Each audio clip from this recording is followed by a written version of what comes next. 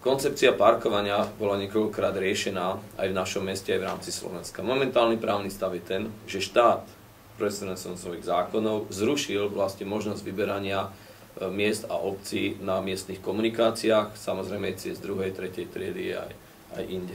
To znamená, tu štát urobil, že nevyberá sa, lebo sú to všetko verejné komunikácie a môže sa vyberať len v kultúrnych pamiatkových nejakých zónach. Tým je povedané prvá časť, že každý si môže parkovať, kde chce a neplatí. To znamená, ten príjem, z čoho by sa dali budovať nové parkoviská, tým pádom není. Môžu byť nejaké strážené parkoviská, kde sa môže vyberať.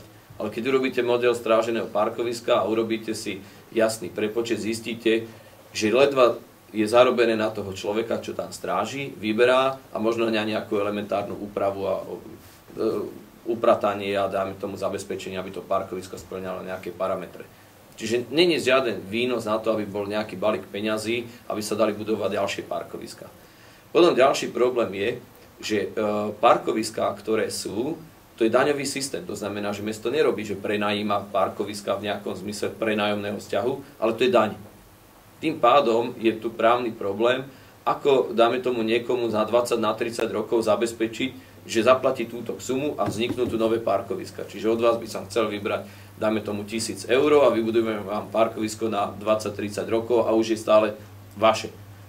Lebo to by bol klasický nájom, ale že tu je daň.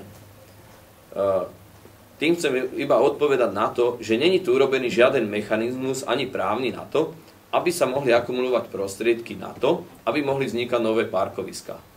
Ak by sa to týkalo iba občanov mesta, viem si predstaviť, že toto robíme. Lenže vy hovoríte o tom, že aby sme my vytvárali parkovacie plochy pre cudzích ľudí, ktorí nie sú v tomto meste. Ale tí cudzí ľudia netvoria balík peňazí, ktorý tvorí rozpočet tohto mesta. Mesto dostáva balík peňazí na základe daňového modelu, ktorý je viazaný na počet obyvateľov mesta. Na počet obyvateľov. A takisto ďalšie sú príjmy. Dáme tu daň z nehnuteľnosti. To znamená tie objekty, ktoré sa nachádzajú tu.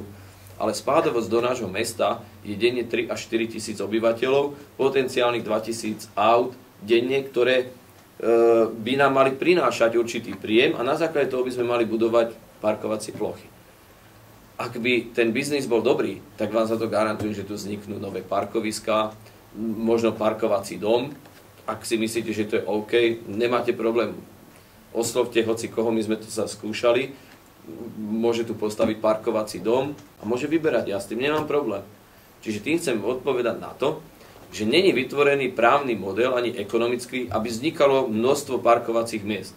My ten model vytvárame len vtedy, keď tu chce niekto niečo stavať a my ho donútime, že ak to chce postaviť, musí tu vytvoriť toľko parkovacích miest. Príklad poviem. Krajčík teraz staval tam budovu a máme odsúhlasených 52 parkovacích miest, že nám musí zaplatiť. Tá dohoda platí, aj tam vybudoval nejaké množstvo, ale ešte máme 40, ktoré ideme vytvoriť. Tam máme v tej časti nachystaných asi 100 parkovacích miest. Čiže len keď ide nová stavba, tak my vtedy toho donútime, že urobí toľko a toľko parkovacích miest.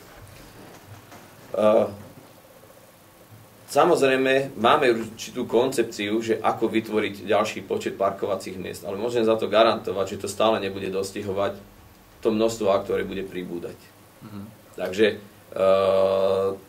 aj v zahraničí pešie zóny alebo centrálne zóny sú zóny, kde sa veľmi ťažko parkuje a určite sa aj bude ťažko parkovať a my budeme stále viac vytvárať parkovacích miest v tých okrajových zónach, možno tam, kde sú obchodné centrá, tam, kde sú štadióny a tak ďalej. Čiže tá dostupnosť tých 500, možno 800 metrov určite bude.